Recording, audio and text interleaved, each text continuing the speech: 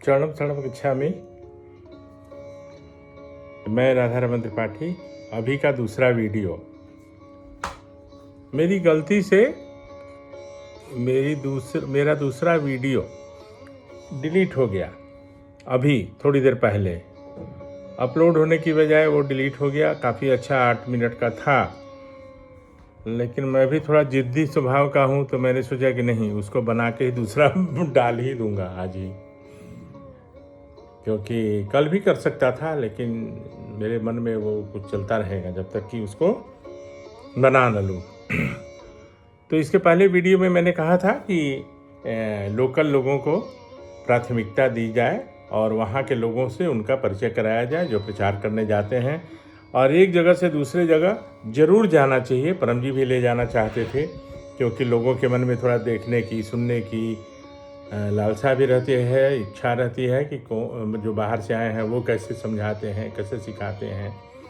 लेकिन इसका ये मतलब नहीं है कि मैं कहीं जाऊं और उनको बोल दूं कि मैं सबसे ज़्यादा सिद्ध पुरुष हूँ, आप इनको छोड़ के मेरे से आ जाइए। ये नहीं होना चाहिए। ये मैंने पहले वीडियो में थोड़ा डिस्कस किया था। अभी मैं जहाँ से वीडियो कर रहा हूँ वहाँ की प्रदूषण की अवस्था बहुत ख़राब है। 338 एयर क्वालिटी इंडेक्स है, AQI। तो थोड़े गले में भी कुछ खराश है, आँखों में भी जलन है, तो कोई नहीं। अभी मैं आज आपको एक अनुभव ये सुनाना चाहता हूँ कि संकट के समय में परम जी कैसे मदद करते हैं, साक्षात किसी को भेज देते हैं। मेरे साथ ऐसे कई हुए हैं, लेकिन मैं अभी पहला एक अनुभव अभी सुना रहा हूँ। जब बोकारो से मुंबई की यात्रा जमशेदपुर, टाटा, उड़ीसा होते हुए, आंध्र प्रदेश होते हुए, हैदराबाद होते हुए मुंबई तक की यात्रा करनी थी, और उसके ठीक पहले ही मेरी तबीयत खराब हुई थी, जो परम जी ने अस्पताल जाने से भी मना किया और ऑपरेशन कराने से भी मना किया। ये चर्चा मैं कर चुका हूँ, दोबारा नहीं करना चाहता। अपनी गाड़ी से ज़्यादा मैं उधर यात्रा करता था, अभी भी करता हूँ, बट उस समय तो स्वयं ड्राइव करता था, और हम लोग हस्बैंड वाइफ बैठे गाड़ी में और चल दिए।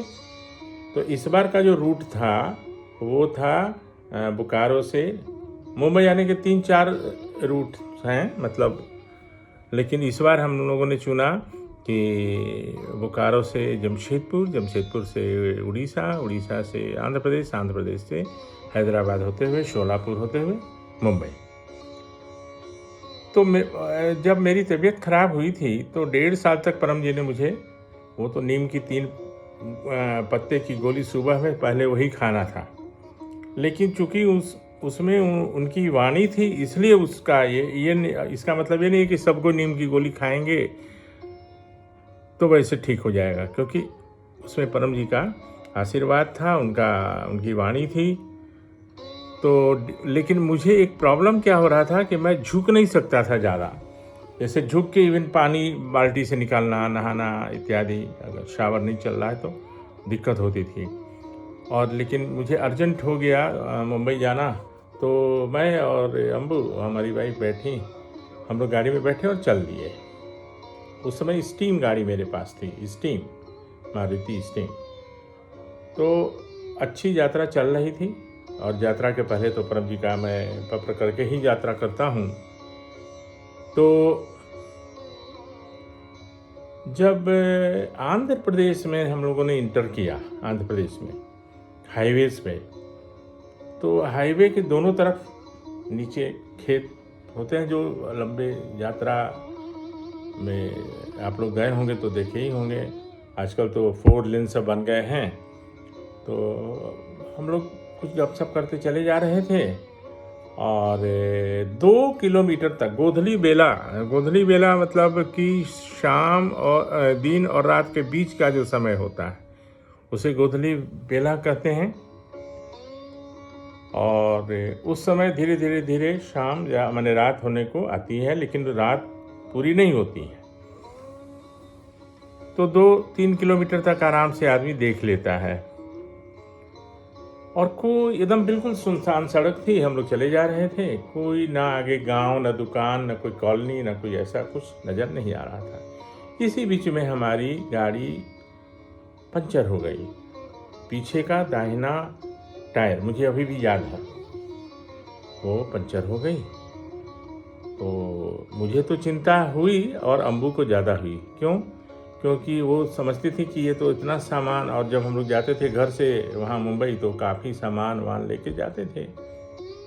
तो उन्होंने कहा कि अब क्या होगा, अब तो सामान इतना निकालना आप कैसे निकालेंगे, और उसके अलावा चक्के को यानी टायर को रिप्लेस करना, उसको खोलना, जैक लगाना, गाड़ी को उठाना, ये सब बहुत कठिन काम था। हम लोग इसी उधेड़-बुन में पड़े थे कि एक आदमी प्रकट हुआ। प्रकट होना मैं इसलिए बोल रहा हूँ कि काफ़ी दूरी तक कोई आदमी दिख नहीं रहा था। एक होता ना कि कोई आदमी आ रहा है या कोई आदमी जा रहा है, वो गाड़ी खड़ी होकर होने की वजह से वो आ गया। ऐसा कुछ भी नहीं था, ऐसा कुछ भी नहीं था। और वो प्रकट हुआ, वो मेरी भाषा नहीं समझ रहा था, हम लोग उसकी भाषा नहीं समझ रहे थे, और वो बिना कहे वो चाबी लिया, डिक्की खोला, सारे सामान वो नीचे रखा सड़क पे, जैक निकाला, जैक निकाल के चक्के को खोला, टायर को, और स्टेपनी लगा के उसको फिट किया, फिर उसको रख के सारा सामान उसमें फिर से भर दिया और वो चलता बना। फिर मैंने अम्बू को बोला कि इसको कुछ पैसे दीजिए ना, तो पैसे लेने से भी वो इनकार कर दिया, और उसको हम लोग हाथ जोड़ के नमस्ते किए, धन्यवाद दिए कि भाई आप बहुत बड़ा मदद किए, लेकिन उसको कोई उससे फ़र्क नहीं पड़ा। बस वो लगता नहीं है, यही है कि परम जी ने उसे मेरी सहायता के लिए भेजा, वो आया, क्योंकि वहाँ पर उसका प्रकट होना इसलिए बहुत आश्चर्यजनक है कि वो बहुत दूर तक कोई दिख ही नहीं रहा था और एकदम सुनसान सड़क थी, सिर्फ हम लोग हस्बैंड वाइफ चले जा रहे थे। तो ये इतना अच्छा अनुभव है। आज वो समय, वो जगह मुझे याद है जहाँ पे मतलब हुई है वारदात इसलिए कि बहुत बड़ा संकट था, और वो परम जी ने एकदम आसानी से उसका समाधान उन्होंने कर दिया। तो ये सब होता रहता है। और ये दूसरा वीडियो डिलीट होने के बाद भी बन गया। अब पता नहीं उसमें इसमें क्या अंतर हुआ। वो तो हर बार कुछ न कुछ नई चीज़ें या तो बोली जाती हैं या छूट जाती हैं। लेकिन आपसे विनती, सब्सक्राइब करने के लिए नहीं, लोगों तक पहुंचाने के लिए, क्योंकि वो तो आप करिएगा नहीं, लेकिन आप लोगों तक ज़रूर पहुंचाइए, ये मेरा निवेदन है। आपका दिन शुभ रहे। चरणम शरणम गच्छामि।